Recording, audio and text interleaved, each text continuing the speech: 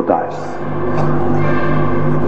کیونکہ میں آگے چل کے بتاؤں گا کہ یہ صرف حضور علیہ السلام کی حیات ظاہری میں اس حدیث توسل و استغاثہ پہ عمل نہیں ہوا، بلکہ حضور علیہ السلام کے وصال کے بعد سیدنا عثمان غنی کے دور میں بھی اس پر عمل ہوا۔ آقا علیہ السلام سے توسل اور استغاثہ کیا جاتا رہا اور اس کے بعد کے ادوار میں بھی ہوتا رہا۔ یہ کتب حدیث سے ثابت ہے۔ اس حدیث کے بہت سے طرق ہیں۔ ایک تو یہ حدیث پہلا طریق ہے، یہ ذہن میں رکھ لیں کہ اس حدیث کو روایت کرنے والے، جیسا کہ میں نے آپ کو عرض کیا، اس حدیث کی روایت کرنے والے صرف امام ترمذی، امام نسائی اور امام ابن ماجہ بھی نہیں، بلکہ امام ابن خزیمہ بھی اپنی صحیح میں روایت کرتے ہیں، اسے امام احمد بن حنبل بھی مسند میں روایت کرتے ہیں۔ ہر ایک کا اپنا اپنا طریق ہے۔ اتنے طرق اس حدیث کو میسر ہے۔ امام حاکم بھی مستدرک میں روایت کرتے ہیں، امام طبرانی بھی المعجم الصغیر میں اور المعجم الکبیر میں روایت کرتے ہیں، حتیٰ کہ خود امام بخاری بھی اس کو روایت کرتے ہیں اپنی التاریخ الکبیر، اور التاریخ الکبیر میں حدیث نمبر امام بخاری کا ہے 2192۔ پھر ان کے شیوخ میں امام عبد بن حمید اپنے مسند سے روایت کرتے ہیں، امام نسائی عمل الیوم واللیلہ میں روایت کرتے ہیں، امام بہقی دلائل النبوت میں روایت کرتے ہیں، امام منذری الترغیب والترہیب میں روایت کرتے ہیں، اور سب اسے صلاۃ الحاجت میں لاتے ہیں۔ تو گویا ان تمام ائمہ کا عقیدہ یہ ہے کہ جب حاجت درپیش ہو تو نماز کے ساتھ دعائے توسل و استغاثہ کرنی چاہیے۔ حاجت روائی کے لیے تاجدار کائنات صلی اللہ علیہ وآلہ وسلم سے توسل کرنا چاہیے اور آقا علیہ السلام کی بارگاہ میں استغاثہ کرنا چاہیے، اور یوں اللہ کے حضور متوجہ ہونا چاہیے۔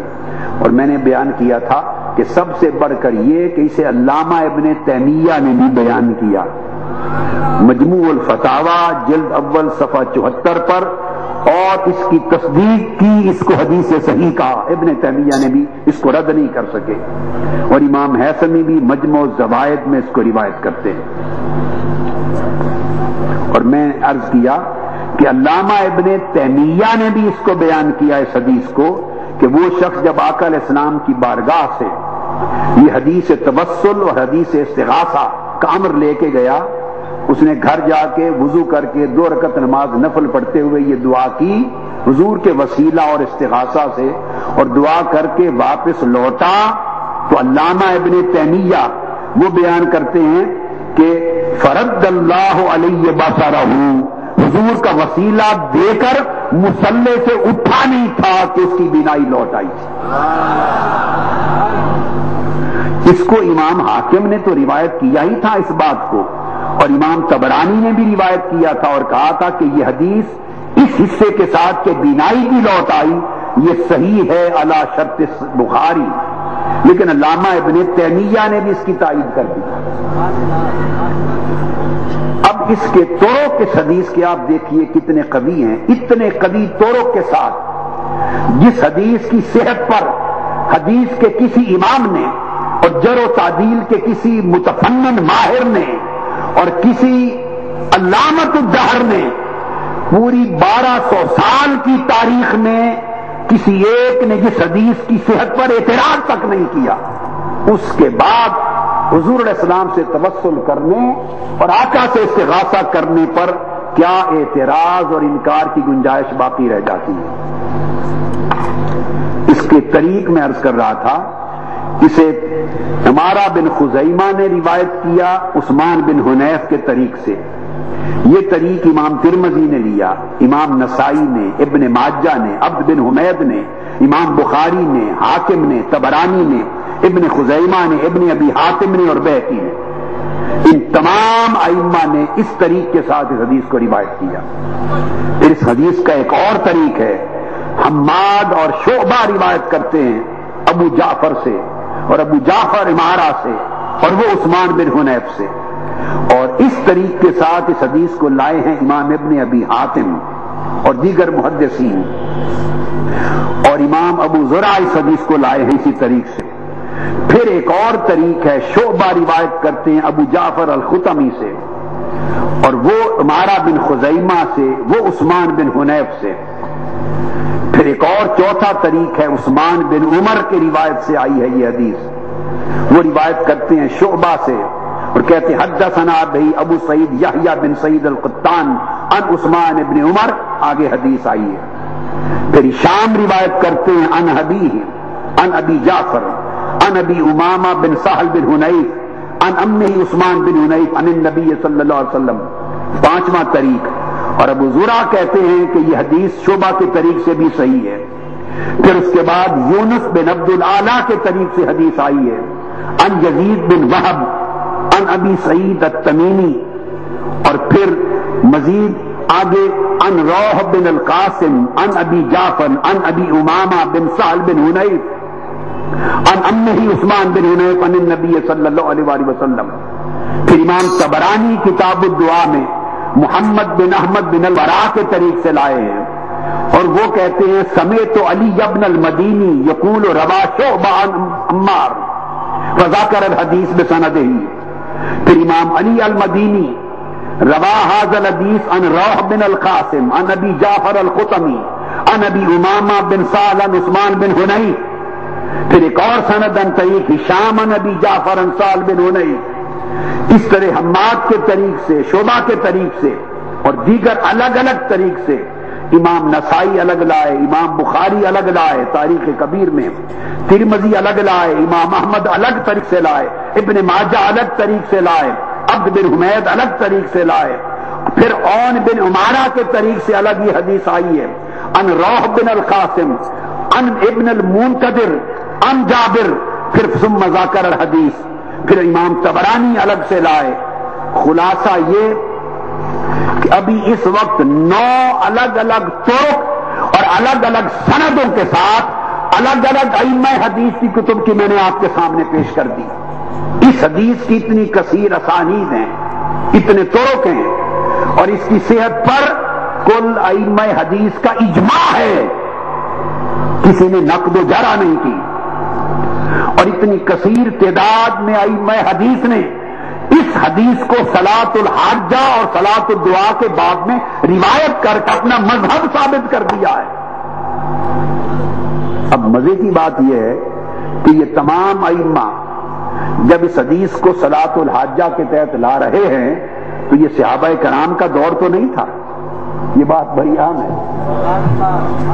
آقا علیہ السلام کی حیات ظاہری کا زمانہ تو نہیں تھا، وہ تو اب روایت کر رہے ہیں، اور عنوان صلاۃ الحاجہ کا قائم کر کے اس حدیث کو لا رہے ہیں، جس کا مطلب یہ ہے کہ آقا علیہ السلام کے سینکڑوں برس بعد تک ہر امام حدیث کا یہ بلا اختلاف عقیدہ رہا کہ جب حاجت پیش آئے تو حضور کے توسل اور استغاثہ کے ساتھ دعا کی جائے۔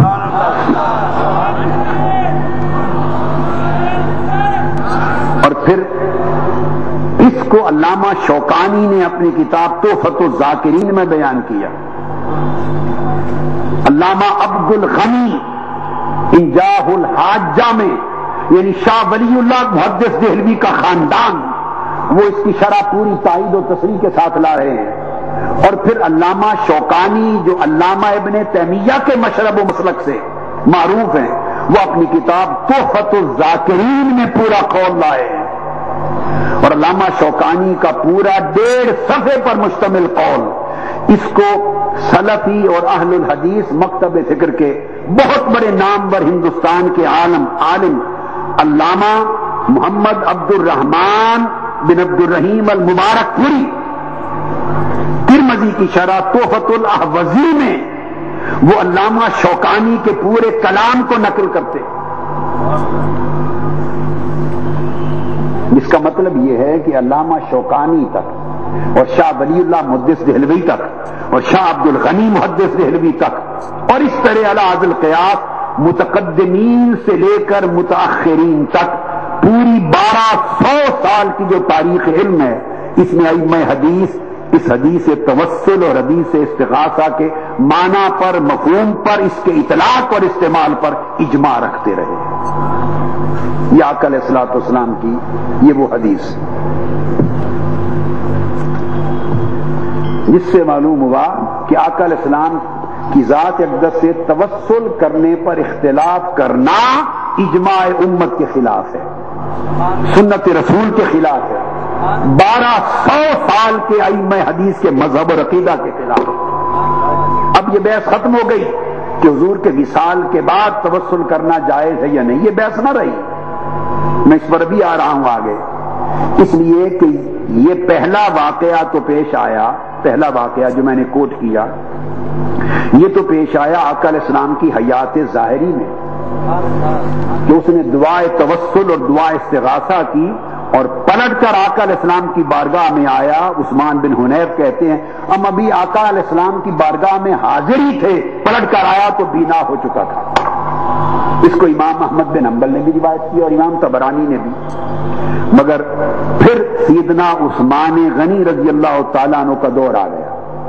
اب جو اگلی بات ہے کہ حضور کے بھی اگر کوئی یہ مغالطے میں مبتلا ہو کر خیال کرے کہ یہ آقا علیہ السلام کے زمانے میں تھا، یہاں اس بات کا بھی رد ہو گیا، یہ خیال کہ اعمال صالحہ سے ہی توسل ہو سکتا ہے اور کسی کی ذات سے توسل جائز نہیں، جس کا میں نے کل ذکر کیا، یہ وہم باطل ہے، یہ گمان باطل ہے، یہ صریح احادیث سریہ کی خلاف ورزی ہے اور ائمہ حدیث، ائمہ فقہ اور ائمہ عقائد کے اجماع کے خلاف ہے۔ وجہ اس کی کیا ہے سنیے، آقا علیہ السلام کی تعلیم کے خلاف ہے یہ کہنا کہ ہاں اعمال صالحہ سے تو توسل جائز ہے مگر ذات نبوی یا ذات اولیاء و صالحین سے، ان کی ذوات مقدسہ سے توسل جائز نہیں، اعمال صالحہ سے جائز ہے، یہ کہہ کر آپ نے گویا حضور کی حدیث کو رد کر دیا معاذ اللہ، اور 1300 سال کے پورے مسلسل اجماع کو رد کر دیا۔ اس حدیث میں بولیے عمل صالح سے توسل کہاں ہو رہا ہے؟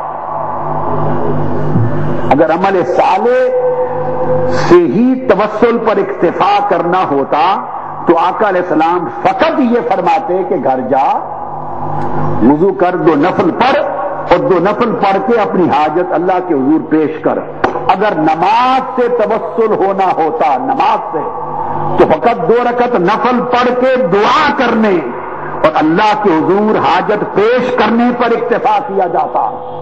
آقا علیہ السلام نے فقط نماز پر اکتفا نہیں کیا اور نماز اور نوافل سے توسل کرنے کی بات نہیں کی، ادب سکھایا کہ نفل پر، اور جو توسل سکھایا وہ الکلمات ہی ہیں، وہ توسل نماز سے نہیں ہے، وہ توسل عمل صالح اور نماز سے نہیں ہے، میری بات سمجھیں، توسل ذات مصطفیٰ سے سکھایا جا رہا ہے۔ اب اس عقیدے کی بنیاد کہاں رہی؟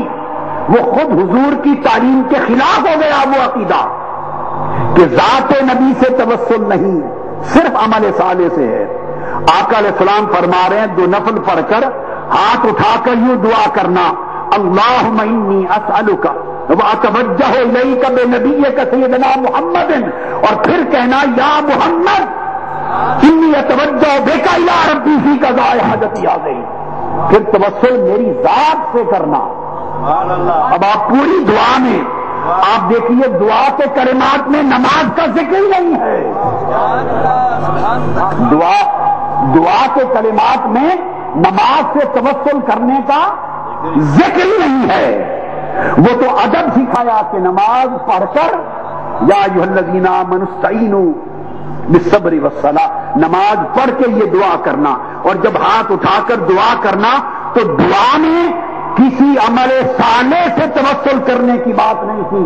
آقا نے فرمایا میری ذات سے توسل کر، اور جب تم میری ذات سے توسل کر چکے پھر مجھے پکار کر استغاثہ پیش کر، پہلے اللہ سے عرض کر کہ میں تاجدار کائنات کے وسیلے سے تیری بارگاہ میں آیا ہوں، جب یہ کہہ لے پھر مجھے پکار اور مجھے کہے یا رسول اللہ آپ کے وسیلے سے خدا کی بارگاہ میں آیا ہوں، مجھے بینائی آپ لے کے دیجیے۔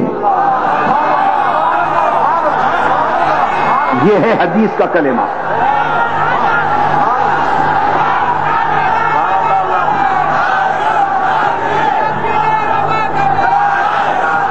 اس حدیث نبوی نے، اس حدیث صحیح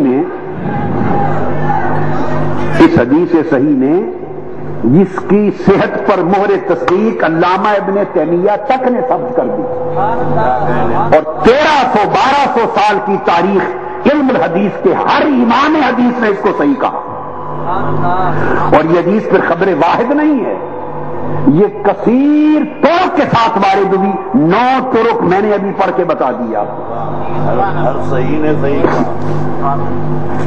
اب مجھے بتائیے کہ اس میں جو توسل ہو رہا ہے، ان کلمات توسل میں، دعا میں، اگر اعمال صالحہ سے ہی صرف توسل ہوتا اور ذات نبوی سے نہ ہوتا تو پھر یوں دعا سکھاتے کہ عرض کرنا باری تعالیٰ میں نے تیرے حضور جو سجدہ کیا، 2 نفل پڑھے، اس نماز کے وسیلے سے مجھے بینائی دے. چاہیے تھا کہ کہتے نماز کے وسیلے سے، تیرے حضور نفل کے وسیلے سے تجھ سے مانگتا ہوں. تو آقا علیہ السلام نے نماز پڑھائی مگر نماز کو وسیلے کے طور پہ آگے پیش نہیں کیا. وسیلے کا جب وقت آیا تو کہنا اتوجہ الیک بنبیک محمد، میں ذات محمد کے وسیلے سے تیرے پاس آیا ہوں باری تعالیٰ اور متوجہ ہوا ہوں. اور پھر مجھے پکار کے کہنا یا محمد انی توجہت بک الی ربی فی قضاء حاجتی ہذہ. بنیادی قاعدہ آپ سمجھ لیں. لہذا ایسا گمان کرنا حدیث صحیح، حکم رسول اور عمل صحابہ کی خلاف ورزی ہوگی. اعمال کا وسیلہ اپنی جگہ حق، وہ اور حدیث ہے، بخاری شریف میں ہے، اس میں کوئی شک کی بات نہیں ہے. مگر سوال یہ سمجھانا ہے کہ جہاں اعمال صالحہ کا وسیلہ حق ہے وہاں ان سے بڑھ کر ذات مصطفیٰ کا وسیلہ حق ہے. اور وجہ کیا؟ وجہ سمجھنے ایک اصولی بات سمجھا دوں. ہم امت محمدی کے لیے اعمال صالحہ کیا ہیں؟ وہ عمل جو اللہ کے رسول کے حکم کی تعمیل میں صادر ہو اور رسول کی سنت کے مطابق صادر ہو. ارے جو عمل صالح، یہ بات امپورٹنٹ ہے، جو عمل صالح بن رہا ہے وہ خود وسیلہ مصطفیٰ سے عمل صالح بن رہا ہے. ایک عمل کو صالح کس نے بنایا؟ وہ عمل رد ہو جاتا اگر امر رسول نہ ہوتا. اگر امر رسول نہ ہوتا. آپ نماز کے لیے کھڑے ہو جائیں، اقیم الصلاۃ قرآن مجید میں جگہ جگہ حکم ہے نماز پڑھنے کا. نماز کے لیے کھڑے ہو جائیں اور فجر کی پڑھ رہے ہیں اور 4 رکعتیں پڑھ دیں، 4 رکعتیں 2 سے بھی ڈبل پڑھ دیں، یہ عمل صالح مقبول ہوگا؟ بولیے کیوں نہیں؟ قرآن نے تو رکعتیں دی نہیں ہیں آپ کو. قرآن نے تو نہ 2 کہیں، نہ 4 کہیں، نہ فجر کی، نہ ظہر، نہ عصر، نہ مغرب، نہ عشاء. اللہ کی کا حکم آیا. اب آپ نے کیا کیا؟ آپ نے تو 2 سے بھی ڈبل زیادہ سجدے کر دیے، 4 رکعتیں پڑھ دی. 2 پڑھتے تو عمل صالح ہوتا. اب 4 پڑھی، ڈبل عبادت کی تو عمل بدعت بن گیا. اب سوچنے کی بات یہ ہے کہ اس ایک عمل کو صالح کس نے بنایا اور بدعت کس نے بنایا؟ حضور علیہ السلام نے فرمایا صلو کما رأیتمونی اصلی، جیسے میں پڑھوں اس طرح پڑھو تو عمل صالح ہے، اور میرے طریقے سے ہٹ کے پڑھو تو بدعت ہے. تو ارے عمل صالح پر، عمل صالح کے وسیلہ ہونے کا اقرار کرنے والے کہ عمل صالح کا وسیلہ جائز ہے، نبی کی ذات کا جائز نہیں. میرا سوال یہاں ایک طالب علمانہ سوال وارد یہ ہوتا ہے کہ جس عمل صالح کا وسیلہ جائز ہے اس عمل کو صالح کس نے بنایا؟ وہ عمل خود بھی کسی کے وسیلے سے صالح بنا، خود بھی کسی کے وسیلے سے مقبول بنا. اگر اس عمل کو وسیلہ نہ ملے تو عمل ہو کر بھی نہ صالح ہے نہ مقبول ہے. تو وسیلہ سنت مصطفیٰ ہے. تو اگر عمل سنت مصطفیٰ کے وسیلے سے صالح اور مقبول بنتا ہے اور اس کا وسیلہ جائز ہوتا ہے تو جس عمل کو خود مقبول بنانے میں جس کا وسیلہ ہے اس کا وسیلہ جائز نہیں. اس لیے ہر عمل جو صالح بنا امت کے لیے وہ سنت رسول کے ساتھ صالح بنا. سنت رسول کے وسیلے سے ہر عمل صالح ہو جاتا ہے. تو یہ کیسی بات ہوگی کہ جس ذات کے وسیلے نے اعمال کو صالحہ کیا ان اعمال کا وسیلہ جائز ہو جائے، اور جو وسیلہ اعمال کو اٹھا کر تمثل کے شاہد بنانے والا ہے اس ذات کا اپنا وسیلہ نامقبول ہو جائے. اب آقا علیہ السلام کی حیات طیبہ کے بعد پھر یہی وسیلہ ہوتا ہے، اور وہ یہ کہ اگلی حدیث سنیے. یہ پہلا واقعہ تو تھا آقا علیہ السلام کے ظاہری زمانے کا. اب حدیث میں آتا ہے، امام طبرانی روایت کرتے ہیں اور امام بہقی بھی روایت کرتے ہیں اور بہت سے ائمہ محدثین.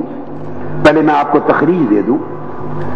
اب میں جو کوٹ کر رہا ہوں یہی حدیث، یہی دعائے توسل اور دعائے استغاثہ بالنبی صلی اللہ علیہ وسلم، اس کا ایک اگلا واقعہ پیش آیا ہے. اگلا واقعہ، اور اب جو میں اگلی حدیث بیان کر رہا ہوں اسی ہی حدیث کی ایکسٹینشن ہے، اسی واقعہ کا دوسرا ورژن ہے. اس کو امام طبرانی نے روایت کیا المعجم الکبیر حدیث نمبر 8311 اور المعجم الصغیر میں حدیث نمبر 508، اور باب قائم کیا فی الدعاء 1050 نمبر پر بھی. امام بہقی نے روایت کیا دلائل النبوت جلد 6 صفحہ 167. امام منذری نے روایت کیا ترغیب و ترہیب حدیث نمبر 1018. وقال هذا الحدیث صحیح. اب کوٹ کر رہا ہوں آگے، اس کو بھی کہا کہ حدیث صحیح ہے. پھر باقی بے شمار ائمہ، ان کی لسٹ ہی لمبی ہے طویل، جنہوں نے اس حدیث کو ہمیشہ روایت کیا، اس پر استناد کیا، احتجاج کیا، اعتماد کیا، اعتقاد کیا. اب حدیث